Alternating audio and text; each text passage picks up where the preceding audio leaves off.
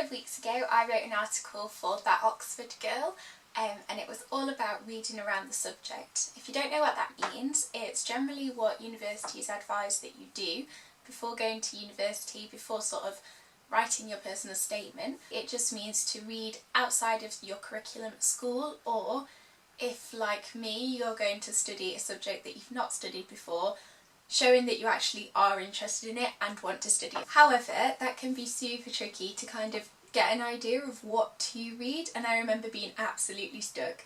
And the biggest thing I would say right now is you don't need to go out and read massive textbooks. Anything is absolutely fine, and it doesn't have to be reading, it could be listening to podcasts, watching documentaries, anything. So in today's video I thought that I would share some ideas to get you started. I know a lot of you will be writing your personal statements at the moment, and I thought it might be helpful for anyone who's a little bit stuck for me to give you a few prompts that you can go out there and research. So a lot of the books that I read before going to university, I don't actually have copies of now. I've been donating them to various charities, like educational charities throughout the year. So most of them I don't have a hard copy with me. However, there are some that I made too many notes in to donate them, so I do have those with me. The first one is Lord Bingham, so Tom Bingham, The Rule of Law. That's a really interesting book to get you to think about why we have laws, what laws should operate as, what their role in society is. So Lord Bingham was an amazing judge. He made some really influential decisions. He sadly died a few years ago now, but he wrote this book and it's a very accessible book. It's not that long. You can find it on Amazon, and I got it from my local library, I think. I definitely recommend giving it a read. As I said, very accessible, can really get you interested in the sort of moral and philosophical side of law as well, which is something that you will be studying as part of a law degree. So the second one is actually a book that I was given as a gift from Oxford University when I did Unique in 2017. This is a very short introduction to law, and this is quite useful just to sort of get you started on signposting you to different areas of the law that you might be interested in. It includes, say, the history of the law, a couple of key cases, but as you can see it's very, very short, so it might just point you down the path to something else that you want to research a little bit more. This book I'm not sure I would include in my personal statement because of how popular it actually is. However, I found it a really useful book for helping me to understand the kind of things that I would be studying in law, and for that reason I would read it in order to direct you again down different avenues that you might want to research.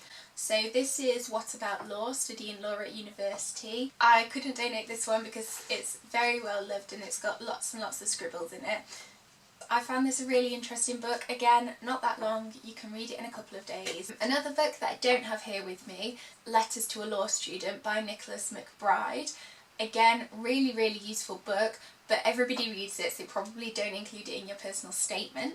However, in that book there's loads of LNAT tips and loads of personal statement tips, just loads of advice on what studying law is like, how to deal with exams, that kind of thing. I would definitely recommend giving it a read. It's not a long book yet again, and you can pick it up on Amazon. So something else to think about is to read the autobiographies, any interviews and things by lawyers who are quite well known. So for example, Michael Mansfield has done some really, really big legal cases. If you type his name into Google, some will come up and you'll be like, ah, I knew that one. And he's done some autobiographies and that sort of thing, so I would type his name into Google, Amazon, wherever, and just find one of those. Again, local libraries often do have these books. Nothing that I'm mentioning is really difficult to find deliberately, because you don't need to go out there and spend loads of money on books to read and that sort of thing. My next thing is actually a documentary called 14 Days in May. This follows the journey of Clive Stafford Smith, who I actually had the pleasure of meeting about a month ago now. He's a human rights lawyer and he founded the charity Reprieve, but he did quite a few death row cases, and this documentary was filmed during 14 Days in May, and it's all about the legal battle for trying to get somebody off death row in time for execution. Very, very powerful documentary. Would definitely recommend it. It's a few decades old now, but it's still very, very poignant. You can actually find it on YouTube. It's been uploaded onto YouTube, I think, by Reprieve, so completely free to watch. A very, very interesting documentary. Netflix is full of documentaries and that sort of thing that are to do with legal cases. So yeah, go out there and see what interests you. The same applies to podcasts. There weren't any specific legal podcasts that I listened to, but there were some that I listened to on and off, but I can't remember the names of them, which is really annoying. But BBC Radio 4 actually quite often have different legal podcasts on, whether it's from the point of view of the police or just kind of giving an overview of current legal issues and that kind of thing.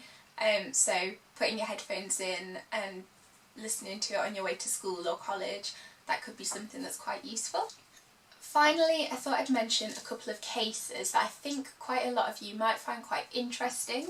They are cases that should be quite readily available for you to read, at least the summaries online, and probably some academic articles on them as well.